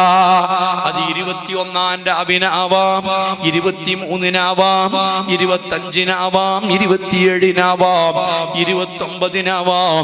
മഹാനായ ഉബയ്യ് ഇബ്നു കഅബ് റളിയല്ലാഹു അൻഹു തങ്ങൾ പറഞ്ഞതനുസരിച്ച് 27-ാം രാവിനാ. ശാഫി ഇമാം റളിയല്ലാഹു അൻഹുവിന്റെ വീക്ഷണം അനുസരിച്ച് 23-നാ. എന്നാൽ ഒരു കാര്യം നിങ്ങൾക്ക് കേൾക്കണോ? ഒരുപാട് ലൈലത്തുൽ ഖദ്റുകൾ കഴിഞ്ഞു പോയില്ലേ? ജീവിതത്തിൽ ഒരിക്കലെങ്കിലും ഒരാൾക്കൊരു ലൈലത്തുൽ ഖദ്ർ കിട്ടിക്കഴിഞ്ഞാൽ പിന്നെ എല്ലാ വർഷവും അവനത് ലഭിക്കുന്നതാ, പിന്നെ നഷ്ടപ്പെടൂല. ലൈലത്തുൽ ഖദ്ർ ജീവിതത്തിൽ ഒരിക്കൊരാൾക്ക് കിട്ടിക്കഴിഞ്ഞാൽ പിന്നെ എല്ലാ വർഷവും അവനത് കിട്ടിക്കൊണ്ടിരിക്കും. എന്താണ് ഈ രാത്രിയുടെ പ്രത്യേകത എന്ന് നിങ്ങൾക്കറിയുമോ? വിശുദ്ധ ഖുർആൻ പറഞ്ഞു, തനസ്സലുൽ മലായികതു, മലക്കുകൾ ഇറങ്ങി വരുന്ന രാത്രിയാണ്. അല്ലാഹ് എല്ലാ രാത്രിയിലും മലക്കുകൾ ഇറങ്ങുന്നില്ലേ? ഇന്നത്തെ രാത്രി മലക്കുകൾ ഇറങ്ങൂലേ? നാളത്തെ രാത്രി ഇറങ്ങൂലേ? എല്ലാ രാത്രികളിലും പകലുകളിലും കോടിക്കണക്കിന് മലക്കുകൾ ഇറങ്ങുന്നുണ്ട്. യതഅഖബൂന മലായികത്തും ബില്ലൈലി വമലായികത്തും ബിന്നഹാർ. ഓരോ ദിവസവും കോടിക്കണക്കിന് മലക്കുകൾ ഇറങ്ങി വരുന്നുണ്ട്, കയറിപ്പോകുന്നുണ്ട്. രാത്രി ഡ്യൂട്ടിയുള്ള മലക്കുകൾ സുബഹി നിസ്കാരം കഴിഞ്ഞ് കയറിപ്പോകുന്നുണ്ട്. അസർ നിസ്കാരത്തിൽ പങ്കെടുക്കാൻ ഇറങ്ങി വരുന്നുണ്ട്. പകൽ ഡ്യൂട്ടിയുള്ള മലക്കുകൾ സുബഹി നിസ്കാരത്തിൽ പങ്കെടുക്കാൻ ഇറങ്ങി വരുന്നുണ്ട്. അസർ നിസ്കാരം കഴിഞ്ഞ് തിരിച്ചു പോകുന്നുണ്ട്. ഇങ്ങനെ ഓരോ മഹല്ലുകളിലും കോടിക്കണക്കിന് മലക്കുകൾ ഇറങ്ങി വരുന്നുണ്ട്. അല്ലാഹുവിന്റെ റസൂല് പറഞ്ഞില്ലേ, അല്ലാഹു തആല കയറി വരുന്ന മലക്കുകളോട് ചോദിക്കും, കൈഫ തറക്തും ഇബാദി, എന്റെ അടിയങ്ങൾ നിങ്ങൾ വരുന്ന സമയത്ത് എന്ത് ചെയ്യുകയാ, എങ്ങനെയാണ് നിങ്ങൾ അവരെ ഇട്ടേച്ച് പോന്നത് എന്ന് ചോദിക്കുമ്പോ അതൈനാഹും വഹും യുസല്ലൂൻ വതറക്നാഹും വഹും യുസല്ലൂൻ. ഞങ്ങൾ ചെന്ന സമയത്ത് അവർ നിസ്കാരത്തിലാ, ഞങ്ങൾ തിരിച്ചു പോന്നപ്പോഴും അവർ നിസ്കാരത്തിലാ. ഓരോ മഹല്ലത്തിലും മക്കളെ അവിടുത്തെ സുബഹി നിസ്കാരത്തിന്റെ പ്രഥമ ജമാഅത്തിലാണ് ഈ മലക്കുകൾ ഇറങ്ങി വരുന്നതും കയറിപ്പോകുന്നതും. ഇത് എല്ലാ രാത്രിയിലും ഉണ്ട്, എല്ലാ പകലിലും ഉണ്ട്. ഖദറിന്റെ രാത്രിയുള്ള മലക്കുകൾ അത് ഈ മലക്കുകളല്ല. മലക്കുകൾ ഇറങ്ങി വരുന്നു എന്നത് മാത്രമല്ല ഖദറിന്റെ രാത്രിയുടെ പ്രത്യേകത. ഇത് ഞാനും നിങ്ങളും മനസ്സിലാക്കേണ്ട ഒരു സത്യമാണ്. എല്ലാ രാത്രിയിലും മലക്കുകൾ വരുമ്പോൾ എന്നെയും നിങ്ങളെയും എന്റെയും നിങ്ങളെയും മഹല്ലത്തിലൊക്കെ മലക്കുകൾ വന്ന് തിരിച്ചു പോകുമ്പോ അള്ളാഹു ചോദിക്കുന്ന സമയത്ത് മലക്ക് ഒരു പക്ഷേ പറയുന്നത്, ഞങ്ങൾ ചെന്നപ്പോൾ അവർ ഉറക്കില്ല, ഞങ്ങൾ പിരിഞ്ഞു പോന്നപ്പോഴും അവർ ഉറക്കില്ല. അതേ സമയത്ത് ഞങ്ങൾ ചെന്നപ്പോൾ അവർ വാട്സപ്പില, ഞങ്ങൾ തിരിച്ചു പോന്നപ്പോഴും അവർ വാട്സപ്പില. ഞങ്ങൾ ചെന്നപ്പോൾ അവർ ക്ലബില, ഞങ്ങൾ തിരിച്ചു പോന്നപ്പോഴും ഒരു ക്ലബില എന്ന് പറയേണ്ട അവസ്ഥ വരുമോ? ചെറുപ്പക്കാരാ, ചിന്തിക്കേണ്ട സമയം വൈകിയിരിക്കുന്നു. ഈ ദുനിയാവ് പ്രതിഫലത്തിന്റെ ലോകമല്ല, നന്മ ചെയ്തവർക്ക് പ്രതിഫലം കൊടുക്കുന്ന ലോകമല്ല, തിന്മ ചെയ്തവർക്കും പ്രതിഫലം കൊടുക്കുന്ന ലോകമല്ല. പ്രതിഫലം കൊടുക്കാൻ വേറൊരു ലോകമുണ്ട് കേട്ടോ. അതേ സമയത്ത് നിങ്ങൾക്ക് കേൾക്കണോ, ഖദറിന്റെ രാത്രിയിൽ ഇറങ്ങി വരുന്ന മലക്കുകൾ, ആ മലക്കുകൾ അന്നത്തെ രാത്രി മാത്രമേ ഇറങ്ങി വരുന്നുള്ളൂ. ഒരു വർഷത്തിൽ ഒരൊറ്റ രാത്രിയാ, 24 മണിക്കൂറാ. ആ മലക്കുകൾ താമസിക്കുന്നത് എവിടെയാണെന്നറിയുമോ? അതേ ദുനിയാവിന്റെയും ആഖിറത്തിന്റെയും ഇടയ്ക്കൊരു ബൗണ്ടറി ഉണ്ട്, ഒരു അതിർത്തിയുണ്ട്. ആ അതിർത്തിയുടെ പേരാണ് അൽ മുൻതഹ. ആ അതിർത്തിയിൽ ഒരു ചെറിയ മരമുണ്ട്, ആ മരത്തിന്റെ പേരാണ് സിദ്റത്തുൽ മുൻതഹ. അതിന്റെ അപ്പുറം ആഖിറമാണ്, അതിന്റെ ഇപ്പുറം ദുനിയാവാണ്. ഈ ദുനിയാവിന്റെയും ആഖിറത്തിനും ഇടയ്ക്കുള്ള അതിർത്തിയിലുള്ള മരത്തിന്റെ പേരാണ് സിദ്റത്തുൽ മുൻതഹ. ആ മരത്തിനറിയുമോ? അല്ലാഹുവിന്റെ റസൂല് മിഅ്റാജിന്റെ രാത്രിയിൽ ചെന്നപ്പോൾ ആ മരത്തെ കുറിച്ച് വിവരിച്ചിട്ടുണ്ട്. സഹീഹുൽ ബുഖാരിയിൽ ആ മരത്തെ കുറിച്ച് പരാമർശമുണ്ട്. വിശുദ്ധ ഖുർആൻ ആ മരത്തെ കുറിച്ച് പറഞ്ഞിട്ടുണ്ട്. വലിയ ഇലകളാ, ഹജർ നാട്യ തോൽപാത്രത്തിന്റെ വലിപ്പമുള്ള ഇലകളാ. ആ ഇലകളിൽ നിറയെ ചെറിയ ചെറിയ ഹോളുകളാ.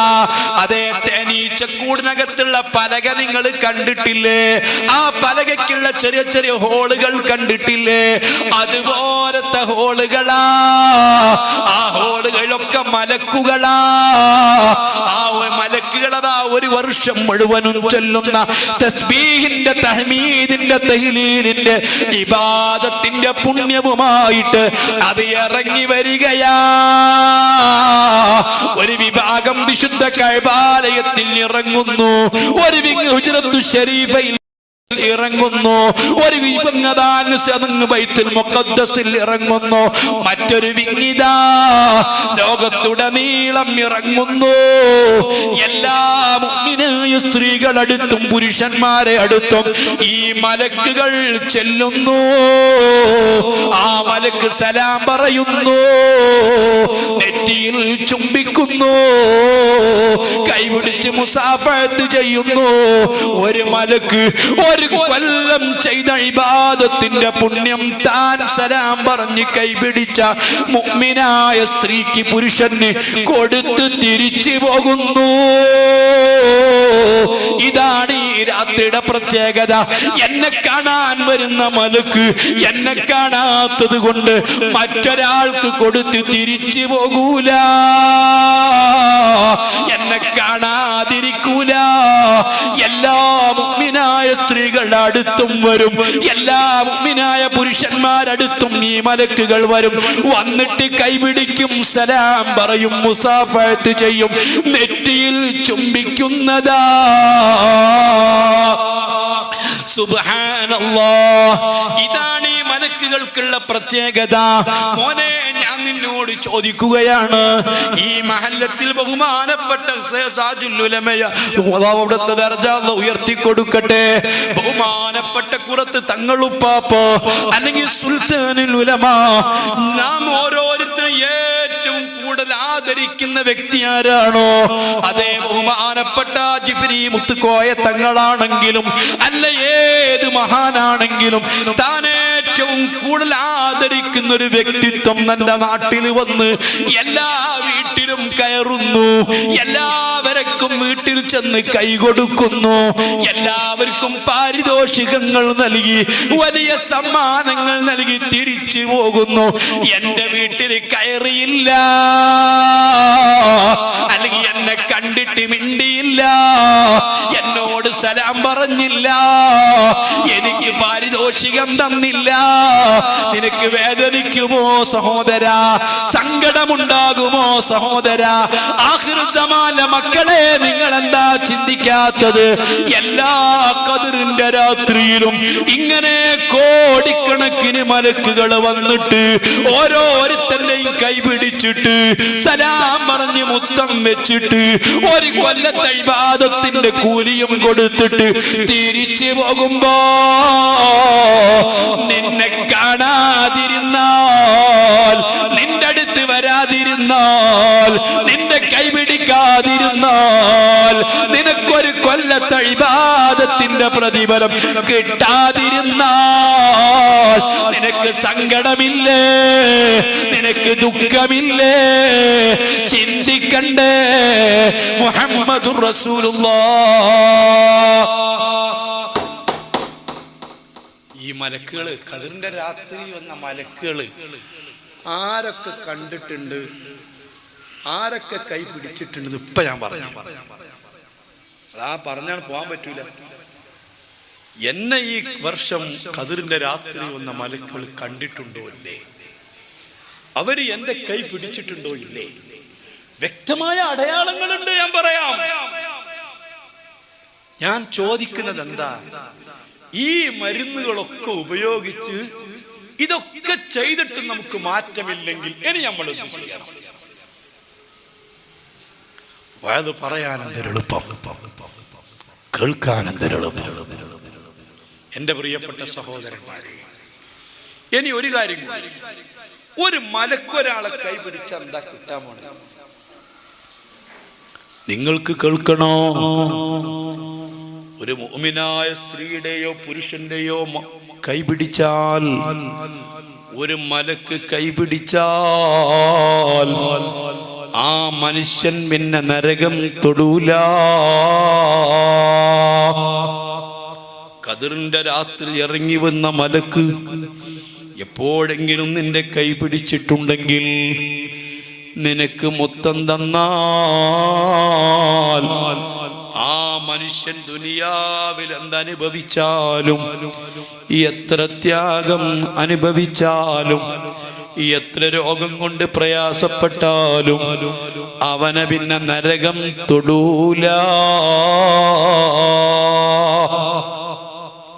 മഹാനായ ഇമ്രാൻ ഇബ്നു ഹുസൈൻ റളിയല്ലാഹു അൻഹു മാരക രോഗം പിടിപെട്ടിട്ട് 30 കൊല്ലം പാത്തിയിൽ കിടന്ന മഹാനാണ്. നാം സാധാരണ മസ്അല പറയാറില്ലേ, നിൽക്കാൻ കഴിവില്ലാത്തവൻ ഇരുന്ന് നിസ്കരിക്കണം, ഇരിക്കാൻ കഴിയാത്തവർ കിടന്നു നിസ്കരിക്കണം, ചെരിഞ്ഞു കിടക്കാൻ കഴിയില്ലെങ്കിൽ മലർന്നു കിടന്ന് നിസ്കരിക്കണം. അതിനും കഴിയില്ലെങ്കിലോ അവന്റെ കൺപോളകളെ കൊണ്ട് ആംഗ്യം കാണിച്ചു നിസ്കരിക്കണം. അതിനും കഴിയില്ലെങ്കിലോ അവന്റെ ഹൃദയത്തിൽ നിസ്കാരം നടത്തണം. ഇത് മുഴുവനും പറയാൻ അഇമ്മത്ത് ആധാരമാക്കിയത് എന്താണെന്നറിയോ? ഇമ്രാൻ ഇബ്നു ഹുസൈൻ റളിയല്ലാഹു അൻഹു തങ്ങളോട് തങ്ങൾ പറഞ്ഞതാ. ഇമ്രാൻ ഹുസൈൻ റളിയല്ലാഹു അൻഹു തങ്ങൾക്ക് പൈൽസ് രോഗം പിടിപെട്ട് നിൽക്കാൻ കഴിയില്ല, ഇരിക്കാൻ കഴിയില്ല. 30 കൊല്ലം കിടന്ന പാത്തിയിൽ കിടന്ന മഹാനാണ്.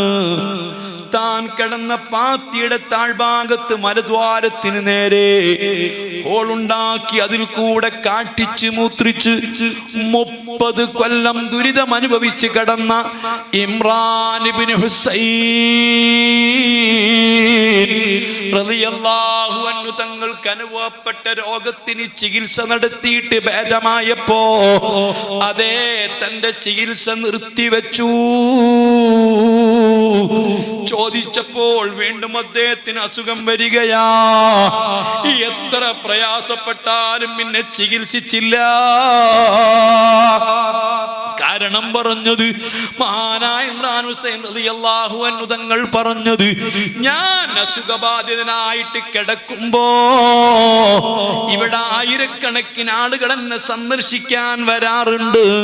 അവരെനിക്ക് വേണ്ടി ദുആ ചെയ്യാറുണ്ട്, അവരെന്റെ കൈപിടിക്കാറുണ്ട്. കൂട്ടത്തിൽ റബ്ബിന്റെ മലക്കുകൾ വരാറുണ്ട്. ആ റബ്ബിന്റെ മലക്കുകളെ സന്ദർശനം നിന്ന് പോയാൽ അത് അവസാനിച്ചാൽ അതിനേക്കാൾ വലിയ നഷ്ടം എന്താണെന്ന് ചോദിച്ച് ബഹുമാനപ്പെട്ടവര് ചികിത്സ നിർത്തി. വീണ്ടും അദ്ദേഹത്തിന് പൈൽസ് രോഗം പിടിപെട്ടപ്പോ അതേ രൂപത്തിൽ എഴുന്നേൽക്ക് നിൽക്കാൻ പറ്റാതെ ഇരിക്കാൻ പറ്റാതെ അദ്ദേഹം പ്രയാസപ്പെടുമ്പോ റബ്ബിന്റെ മലക്കുകൾ വരികയാ, സലാം പറയുകയാ. അതേ ഒരു മലക്ക് വന്ന് സലാം പറഞ്ഞ് കൈപിടിച്ചാല് പിന്നെ നരകം തൊടൂല. മഹാനായ ഇമ്രാൻ ഹുസൈൻ റളിയല്ലാഹു അൻഹു തങ്ങൾ പറയുകയാണ്, അതിനാൽ തന്നെ എനിക്ക് ചികിത്സ വേണ്ട. ബഹുമാനപ്പെട്ടവരുടെ ദുരിതം കണ്ടുകൊണ്ടൊരു സഹോദരൻ, ഒരു കൂട്ടുകാരൻ ഒരിക്കൽ പ്രാർത്ഥിച്ചു, അല്ലാ ഇങ്ങനെയൊന്നും കഷ്ടപ്പെടുത്തി ഒരാളെയും റബ്ബ് ബാക്കി വെക്കരുത് എന്നൊരു ദുരിയുള്ള പ്രാർത്ഥന കേട്ട സമയത്ത് മഹാനായ ഇമ്രാൻ ഹുസൈൻ തങ്ങൾ പറഞ്ഞു, സഹോദരാ, 1000 കൊല്ലം ജീവിക്കേണ്ടി വന്നാലും ഇതനുഭവിക്കേണ്ടി വന്നാലും ഇങ്ങനെ പ്രാർത്ഥിക്കല്ല. എത്ര വേദനിച്ചാലും എനിക്ക് പ്രശ്നമല്ല. റബ്ബിന്റെ മലക്കുകൾ വരികയല്ലേ, അവര് സലാം പറയുന്നില്ലേ, അവര് എന്നെ കൈപിടിക്കുന്നില്ലേ, അതിനോളം പുണ്യമുള്ള മറ്റൊരു കാര്യമില്ല. മുഹമ്മദുർ റസൂലുള്ളാഹ്. അതേ സമയത്ത് റഹ്മത്തി മലക്കുകൾ എങ്ങാനും ഈ ഖദറിന്റെ രാത്രിയിൽ ഇറങ്ങി വന്ന് എല്ലായിടത്തും വരും. ഉറങ്ങിക്കിടക്കുന്നവന്റെ അടുത്ത് വരും, ഹയാത്താക്കി ഇബാദത്തിൽ ഓതിക്കൊണ്ടിരിക്കുന്നവന്റെ അടുത്ത് വരും, നിസ്കരിച്ചു കൊണ്ടിരിക്കുന്നവന്റെ അടുത്ത് വരും. അല്ലാഹ് ഈ രാത്രിയിൽ കിടന്നുറങ്ങി എന്ന് കരുതിയിട്ട് മലക്കിന്റെ സന്ദർശനം കിട്ടാതിരിക്കുകയില്ല. പക്ഷെ ഇബാദത്തിലായിട്ട് ഉറങ്ങണം, വുളൂഓട് കൂടിയിട്ട് ഉറങ്ങണം, ദിക്ർ ചൊല്ലി തിരിഞ്ഞിട്ടുറങ്ങണം, കിബിലക്ക് നേരെ തിരിഞ്ഞു കിടന്നുറങ്ങണം. ഇങ്ങനെ ഇബാദത്തിലായിട്ട് ഉറങ്ങിക്കിടക്കുന്നവന്റെ അരികിലും ഈ മലക്കുകൾ വരുന്നതാ, അവർക്കും ഈ സലാം കിട്ടുന്നതാ, ഈ പുണ്യം ലഭിക്കുന്നതാ. കിബിലക്ക് നേരെ തിരിഞ്ഞു കിടക്കാതെ വുദു ഇല്ലാതെ കിടന്നുറങ്ങിയാല്, അതേ ദിക്റില്ലാതെ കിടന്നുറങ്ങിയാല്, അങ്ങനെ ഉറങ്ങിക്കിടക്കുന്നവന് ഇത് ലഭിക്കുകയില്ല. ഇശാ നിസ്കാരത്തിന്റെ ജമാഅത്തും സുബ്ഹ് നിസ്കാരത്തിന്റെ ജമാഅത്തും അതിന്റെ തുടക്കം മുതൽ ഒടുക്കം വരെ കൃത്യമായിട്ട് പങ്കെടുക്കുന്നവർക്ക്, കൃത്യമായി നിർവഹിച്ചവർക്ക് ഖദറിന്റെ രാത്രി ഹയാത്താക്കിയതിന്റെ പുണ്യം കിട്ടുമെന്ന് ഇമാമിങ്ങൾ എഴുതിയിട്ടുണ്ട്, പഠിപ്പിച്ചിട്ടുണ്ട്. അതേ സമയത്തിന്റെ പ്രിയപ്പെട്ട ഉമ്മമാരറിയാൻ, ഉപ്പമാരറിയാൻ, 4 സ്ഥലങ്ങളിലേക്ക് ഈ മലക്കുകൾ വന്നിട്ടില്ല, വരുന്നതല്ല.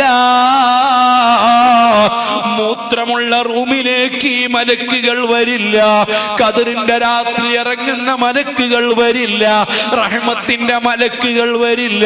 മൂത്രമുള്ള റൂമുകളാണോ? ബെഡിൽ മൂത്രമുണ്ടോ? പാന്റിൽ മൂത്രമുണ്ടോ? നിന്റെ റൂമിൽ എവിടെയെങ്കിലും മൂത്രം സൂക്ഷിച്ചു വെച്ചിട്ടുണ്ടോ? അവിടേക്ക് ഈ മലക്ക് വരില്ല.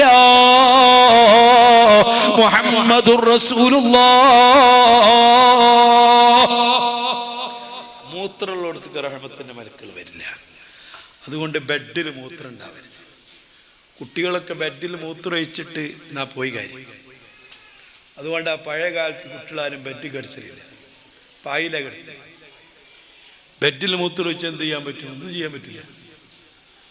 ബെഡ് തിരുമ്പാൻ പറ്റും, കഴുകാൻ പറ്റും.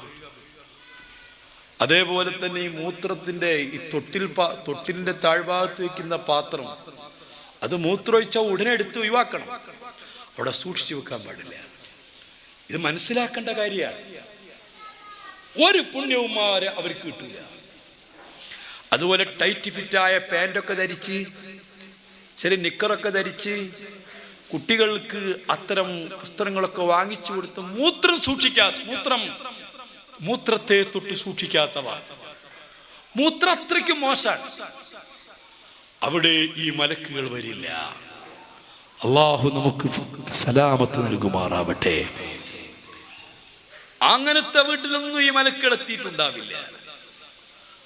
ആ വീട്ടിലേക്ക് ഈ മലക്കുകൾ കയറില്ല, ആ റൂമിലേക്ക് കയറില്ല. ഇരിക്കട്ടെ, അത് നമുക്ക് പരിഹരിക്കാതെ സമയത്ത് മറ്റൊരു ആളുണ്ട്. സുബ്ഹാനല്ലാഹ്,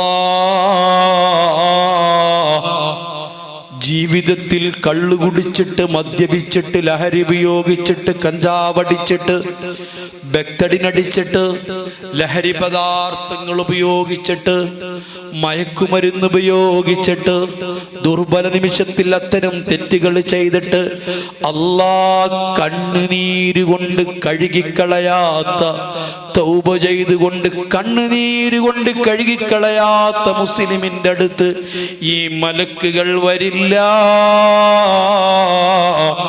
കൈപിടിക്കൂല. ജീവിതത്തിൽ എപ്പോഴെങ്കിലും ദുർബല നിമിഷത്തിൽ മനുഷ്യനല്ലേ, എന്തെങ്കിലും ദുർബല നിമിഷത്തിൽ ലഹരി വസ്തുക്കൾ ഉപയോഗിച്ചു, മയക്കുമരുന്ന് ഉപയോഗിച്ചു, അങ്ങനെ ഉപയോഗിച്ചാൽ അത് ശരിക്ക് പൊട്ടിക്കരഞ്ഞുകൊണ്ട് കണ്ണുനീര് കൊണ്ട് കഴുകിക്കളയാത്ത, തൗബ ചെയ്യാത്ത മുസ്ലിമിന്റെ അടുത്ത് ഈ മലക്കുകൾ വരില്ല. മറ്റൊന്ന്, മാതാപിതാക്കളെ വെറുപ്പിച്ച മുസ്ലിം, ഉമ്മയെയോ തൻ്റെ ഉപ്പയെയോ അല്ലെങ്കിൽ മാതാപിതാക്കളെ സ്ഥാനത്ത് നിൽക്കുന്ന മാതൃ സഹോദരി, പിതൃ സഹോദരി, പിതൃ സഹോദരൻ, അവര് മാതാപിതാക്കളെ സ്ഥാനത്താ. അവരെ വെറുപ്പിച്ചവർ, അവരെ പ്രയാസപ്പെടുത്തിയവർ, അവരെ പൊരുത്തപ്പെടിച്ച് സന്തോഷിപ്പിച്ച് ചിരിപ്പിക്കാത്തവന്റെ അരികിൽ ഈ ഈ മലക്കുകൾ വരില്ല, കൈ പിടിക്കില്ല, ഈ പ്രത്യേകത ലഭിക്കൂല. മറ്റൊന്ന്, ഒരു മുസ്ലിമായ സ്ത്രീയോടോ പുരുഷനോടോ എന്തെങ്കിലും കുശുമ്പ് വെച്ചുകൊണ്ട്, വൈരാഗ്യം വെച്ചുകൊണ്ട്, വിദ്വേഷം വെച്ചുകൊണ്ട്, മനസ്സറിഞ്ഞുകൊണ്ട് ചിരിക്കാൻ കഴിയാത്ത മുസ്ലിം, ഹൃദയം കൊണ്ട് ചിരിക്കാൻ കഴിയാത്ത മുസ്ലിം, ഹൃദയത്തിൽ സ്വതേ വെറുപ്പുകളും കുശുമ്പുകളും വിദ്വേഷങ്ങളുമൊക്കെ മാറ്റി നിർത്തിയിട്ട് നിഷ്കളങ്ക മനസ്സോടെ പുഞ്ചിരിക്കാൻ കഴിയാത്ത മുസ്ലിമിന്റെ അടുത്ത് ഈ മലക്ക് വരില്ല. റമദാൻ കഴിഞ്ഞിട്ടൊരാഴ്ചയല്ലേ ആയിട്ടുള്ളൂ, ആർക്കൊക്കെ മാറ്റമുണ്ടായിട്ടുണ്ട്. ആരുടെ റമദാൻ സ്വീകരിച്ചിട്ടുണ്ട്, ആരുടെ നിസ്കാരങ്ങൾ സ്വീകരിച്ചിട്ടുണ്ട്, ആരെ ഖുർആനോത്ത് സ്വീകരിച്ചിട്ടുണ്ട്, ആർക്കൊക്കെ പുണ്യം കിട്ടിയിട്ടുണ്ട്. ഒന്ന് പരിശോധിക്കുന്നത് നല്ലതാ. മോനെ, റമദാനിന്റെ മുമ്പ് നിനക്ക് ഏതെങ്കിലും ഒരു മുസ്ലിമിനോട്, അയൽവാസിയാവട്ടെ അല്ലാത്തവനാവട്ടെ, കുടുംബക്കാരനാവട്ടെ അല്ലാത്തവനാവട്ടെ, ഏതെങ്കിലും ഒരു മുസ്ലിമായ സ്ത്രീയോടോ പുരുഷനോടോ നിനക്കുള്ള വിദ്വേഷത്തിന് മാറ്റം വന്നിട്ടുണ്ടോ? അസൂയക്ക് മാറ്റം വന്നിട്ടുണ്ടോ? കുശുമ്പിന് മാറ്റം വന്നിട്ടുണ്ടോ? മാപ്പ് കൊടുത്തിട്ടുണ്ടോ? സന്തോഷം തോന്നിയിട്ടുണ്ടോ? ഇഷ്ടം തോന്നിയിട്ടുണ്ടോ? അഫ്വ് ചെയ്തിട്ടുണ്ടോ? നിന്നെ നോമ്പ് സ്വീകരിച്ചു പോയി, പാപം പൊറുത്തു പോയി, നരകത്തിൽ നിന്ന് മോചനം കിട്ടിപ്പോയി, രക്ഷപ്പെട്ടു പോയി. അതൊന്നുമില്ല, നീ നേടിയിട്ടില്ല. റമദാൻ കൊണ്ടൊന്നും നേടിയിട്ടില്ല. ഒരു കാര്യം നിങ്ങളോട് പറയാമെന്ന് പറഞ്ഞില്ലേ, അതും കൂടി അങ്ങ് പറഞ്ഞോട്ടെ. ഏതെങ്കിലും ഒരു മുസ്ലിമായ സ്ത്രീക്കോ പുരുഷനോ ഖദറിന്റെ രാത്രിയിൽ ഇറങ്ങി വന്ന മലക്കിന്റെ കൈ കിട്ടിയിട്ടുണ്ടോ? സലാം കിട്ടിയിട്ടുണ്ടോ? അവന് മുത്തം കിട്ടിയിട്ടുണ്ടോ? മലക്ക് അവനെ സമീപിച്ചിട്ടുണ്ടോ? അവൻ അറിയേണ്ടതില്ല. അവൻ ഖദർ ഇന്ന ദിവസമാണെന്ന് അറിഞ്ഞുകൊള്ളണമെന്നില്ല. ഇന്ന രാത്രിയാണ് ഖദറിന്റെ രാത്രി എന്നറിയണമെന്നില്ല. പക്ഷേ മലായികത്തിന്റെ കൈ കിട്ടിയിട്ടുണ്ടെങ്കിൽ, സലാം കിട്ടിയിട്ടുണ്ടെങ്കിൽ അവനിൽ വരുന്ന മാറ്റം അറിയുമോ? അല്ലാഹുവിന്റെ റഹ്മത്തിന്റെ മലായികത്ത് ഇറങ്ങി വന്നപ്പോ തതനസ്സലുൽ മലായികത്തു വറൂഹു ഫീഹാ ബിഇദ്നി റബ്ബിഹിം മിൻ കുല്ലി അംരിൻ സലാം ഹദാ സലാമുൻ യഹ്താ മത്ലഇൽ ഫജ്ർ. പ്രഭാതം ഉദിക്കുന്നത് വരെ ഓടി നടന്ന് സലാം പറയുമ്പോ, ഉറങ്ങിക്കിടക്കുന്നവന്റെ അടുത്ത് ചെല്ലുമ്പോ, നിസ്കരിച്ചു കൊണ്ടിരിക്കുന്നവന്റെ അടുത്ത് ചെന്നപ്പോ, ദുആ ചെയ്തുകൊണ്ടിരിക്കുന്നവന്റെ അരികിൽ ചെന്നപ്പോ, ഈ മലക്ക് നിന്നെ സമീപിച്ചിട്ടുണ്ടെങ്കിൽ നിനക്കുള്ള മാറ്റം അറിയുമോ? പിന്നെ ആ മനുഷ്യൻ അല്ലാഹുവിനെ പറ്റി കേൾക്കുമ്പോ, ഖുർആൻ കേൾക്കുമ്പോ, ആഖിറം കേൾക്കുമ്പോ, നരകം കേൾക്കുമ്പോ, അല്ലാഹുവിന്റെ ശിആറുകളെ പറ്റി കേൾക്കുമ്പോ, അറിയാതവന്റെ കണ്ണിൽ നിന്ന് കണ്ണുനീര് പൊടിയുന്നതോ, അവന്റെ കൽബ് ലോലമാകുന്നതോ, പൊട്ടി പൊട്ടി കരയുന്നതോ, വഅദ് കേൾക്കുമ്പം കരയുന്നതോ, അല്ലാഹു കേൾക്കുമ്പം കരയുന്നതോ. ആയിരക്കണക്കിന് മുഅ്മിനീങ്ങളെ മുൻകാലങ്ങളിൽ ഞാനും നിങ്ങളും കണ്ടിട്ടില്ലേ? അസ്സലാമു അലൈക യാ ശഹ്റ റമളാൻ, ഇത് സലാം പറയുമ്പോൾ പൊട്ടിക്കരയുന്ന എത്ര മുഅ്മിനീങ്ങൾ ഉണ്ടായിരുന്നു, പൊട്ടിക്കരയുന്ന എത്ര ഖതീബുമാരുണ്ടായിരുന്നു, എത്ര സാധാരണക്കാരുണ്ടായിരുന്നു. അവരൊക്കെ ഖദറിന്റെ രാത്രിയിൽ ഇറങ്ങി വന്ന മലായികത്തിന്റെ സലാം കിട്ടിയവരാ. അനുഗ്രഹം കിട്ടിയവരാ, ലൈലത്തുൽ ഖദ്ർ കൊണ്ട് വിജയിച്ചവരാ. എനിക്ക് കണ്ണീരുണ്ടോ? പൊട്ടിക്കരയുന്നുണ്ടോ? മനസ്സിന് മാറ്റമുണ്ടോ? കൽബ് ലോലമായിട്ടുണ്ടോ? ജീവിതത്തിൽ എപ്പോഴെങ്കിലും ഒരു മലക്ക് നിന്നെ തലോടിയിട്ടുണ്ടെങ്കിൽ, കൈപിടിച്ചിട്ടുണ്ടെങ്കിൽ നിന്റെ കൽബ് ലോലമാകുന്നതോ? നിനക്ക് കണ്ണീര് പൊടിയുന്നതോ? ആഖിർ സമാനിലെ മക്കളെ, ചിന്തിക്കാൻ വൈകിപ്പോയി, ഓർക്കാൻ വൈകിപ്പോയി, തിരുത്താൻ വൈകിപ്പോയി. അല്ലാഹു നമ്മെ രക്ഷപ്പെടുത്തട്ടെ. ഒരൊറ്റ കാര്യം കൂടി പറയട്ടെ, സമയം വൈകിപ്പോയി. ഖത്വലബ്നാ ഖംസതൻ ഫവജദ്നാ ഫീ ഖംസിൻ. മഹാനായ ശഖീഖുൽ ബൽഖി റളിയല്ലാഹു അൻഹു തങ്ങൾ പറയുന്നു, 5 കാര്യങ്ങൾ എങ്ങനെ നേടാൻ പറ്റുമെന്ന് ഞങ്ങൾ ഖുർആനിൽ അന്വേഷിച്ചു, ഹദീസുകൾ അന്വേഷിച്ചു, ഇമാമിങ്ങളെ കലാം അന്വേഷിച്ചു.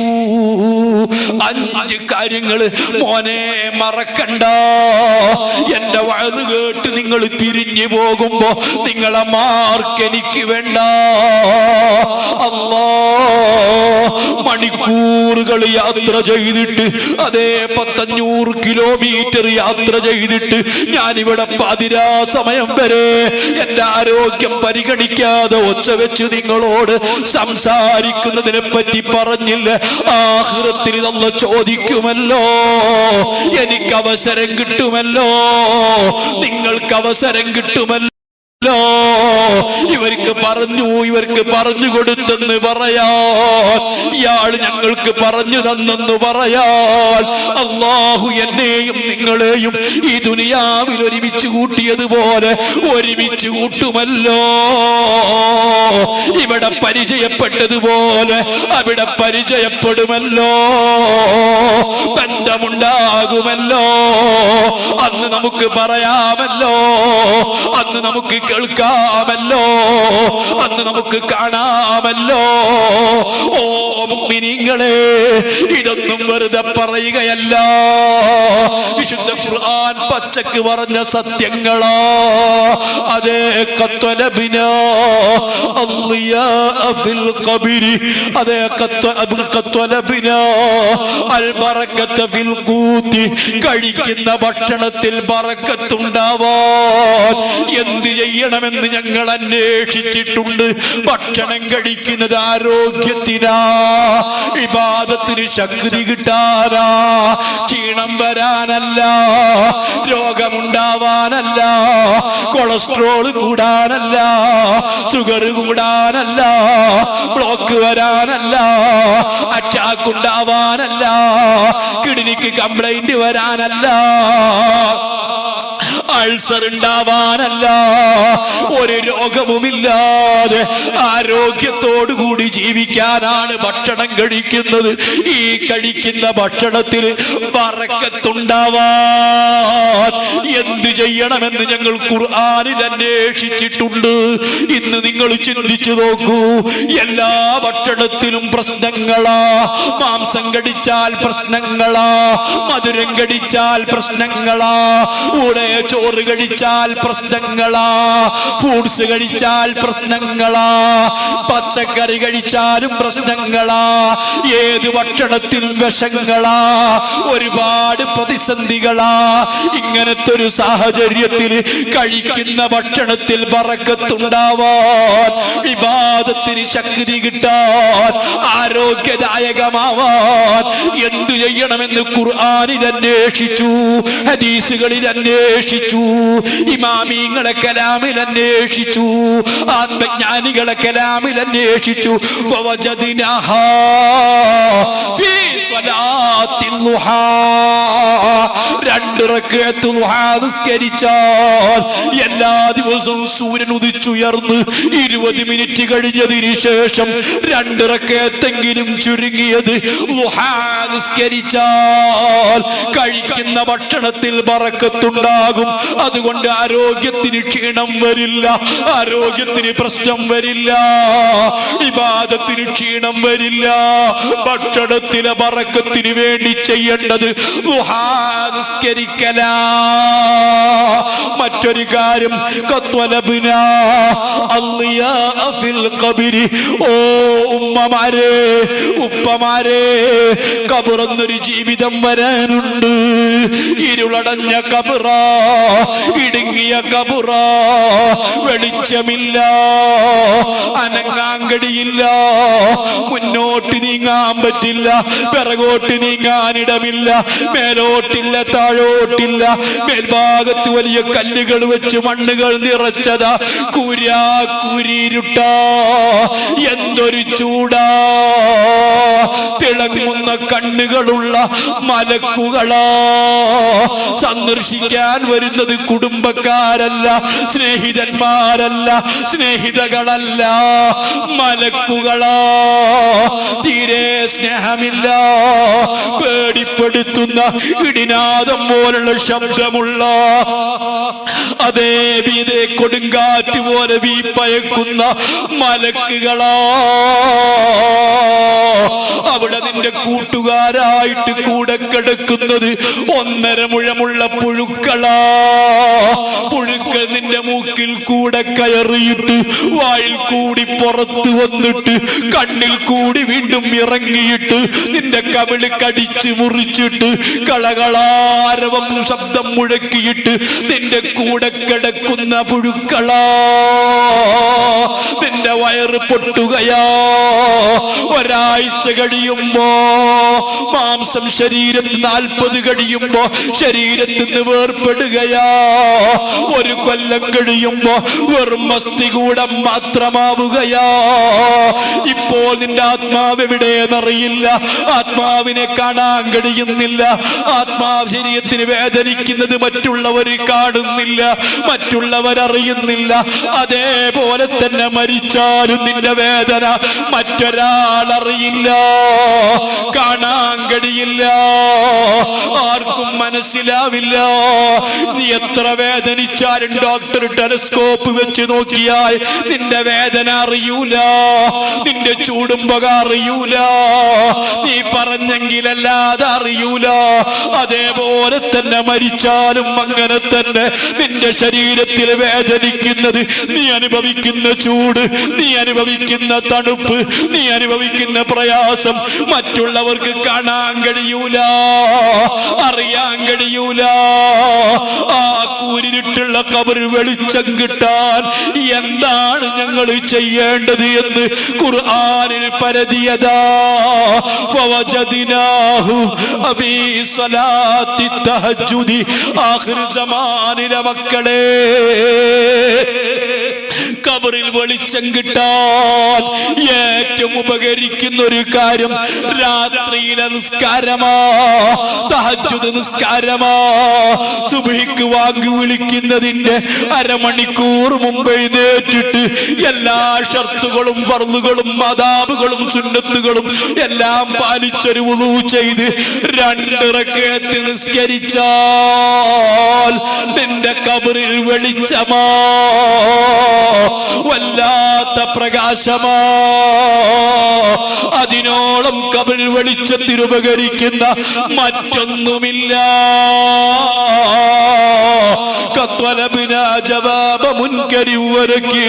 മുൻകർ നക്കീർ എന്ന മലക്ക് വരുമ്പോ അവര് ചോദ്യം ചെയ്യുമ്പോ അല്ലാഹുവിന്റെ റസൂല് പറഞ്ഞില്ലേ, ഞാൻ നരകം കണ്ടിട്ടുണ്ട്, മലകൂത്ത് സമാവാത്ത് കണ്ടിട്ടുണ്ട്, തങ്ങൾ കാണാത്തതില്ല, തങ്ങൾ അറിയാത്തതില്ല, തങ്ങൾ പോകാത്ത ഇടങ്ങളില്ല. ഞാൻ കണ്ടതിൽ വെച്ച് ഏറ്റവും ഭീകരമായത് ഇല്ല വൽ ഖബ്റു അഫ്ളഉ മിൻഹു, ഖബർ തന്നെ. ഖബറിലേക്ക് ചിന്തിക്കും ചെയ്യുമ്പോ നരകമൊന്നുമല്ല. ആ ഖബറിൽ മുൻകർ നക്കീറിന്റെ ചോദ്യത്തിന് ജവാബ് പറയാ എന്തു ചെയ്യണമെന്ന് ഞങ്ങൾ ഖുർആനിൽ അന്വേഷിച്ചു, ഹദീസുകളിൽ അന്വേഷിച്ചു, ഇമാമീങ്ങളെ കലാമിൽ അന്വേഷിച്ചു, ആരിഫീങ്ങളോട് അന്വേഷിച്ചു. ഓ ചെറുപ്പക്കാരാ, ഫവജദിനാഹു ഫീ തിലാവത്തിൽ ഖുർആൻ, ഖുർആൻ പാരായണം ചെയ്യുന്നത് പോലെ ഖബറിൽ ജവാബ് പറയാൻ ഉപകരിക്കുന്ന മറ്റൊന്നുമില്ല. ജീവിതത്തിൽ ഖബറിൽ മുൻകർ നക്കീറിന്റെ ചോദ്യത്തിന് മറുപടി പറയണമെന്ന് വിശ്വാസമുണ്ടോ? വിശ്വാസമുള്ള വിശ്വാസികൾക്ക് അതിനു വേണ്ടി ഒരുക്കി വെക്കേണ്ടത് ഖുർആൻ പാരായണമോ? അതിനോളം ഉപകരിക്കുന്ന മറ്റൊന്നും നാളെ ഖബറിലില്ല. ഇതുകൊണ്ടാണ് ഖബറെന്ന് കേട്ടാൽ തൽക്ഷണം ഞെട്ടേണ്ടതാ. ഉസ്മാൻ റളിയല്ലാഹു അൻഹു പൊട്ടിക്കരഞ്ഞതാ. ഉസ്മാൻ എന്നവര് അതിനു വേണ്ടി ഏറ്റവും ഒരുക്കി വെച്ചത് ഖുർആൻ പാരായണമാ. എന്റെയും നിന്റെയും കഥയോർത്തു നോക്കൂ. എത്ര ഓതിയിട്ടുണ്ട്, എത്ര ഓതാറുണ്ട്, എത്ര ചിന്തിക്കാറുണ്ട്, മനസ്സിലാക്കിയിട്ടുണ്ടോ? അതിനോളം ഉപകരിക്കുന്ന മറ്റൊന്നും ഖുർആനെ ഖബറിൽ മറ്റൊന്നുമില്ല. ഒരു കാര്യം കൂടി പറയട്ടെ, ആര് നിന്നോട് പ്രസംഗിച്ചാലും, ആര് നിനക്ക് ഓഫർ തന്നാലും, എന്തൊക്കെ നിന്നെ പറഞ്ഞ് മയക്കിയാലും ഒരു കാര്യം മറക്കണ്ട, ഓഫറിന്റെ ലോകമാ. ഒരുപാട് ഓൺലൈനിലൂടെയും അല്ലാതെയും പലതും ഓഫർ ചെയ്യുന്ന ഒരു ലോകമാ. ആര് നിനക്ക് ലക്ഷം ഓഫർ നൽകിയാലും, സ്വർഗം ഓഫർ നൽകിയാലും, ആര് രക്ഷപ്പെട്ടു എന്ന് പറഞ്ഞാലും, എന്നെയും നിന്നെയും സൃഷ്ടിച്ച റബ്ബ് പറഞ്ഞതറിയോ? യബ്ന ആദമ ലാ തഅമൻ മക്രി.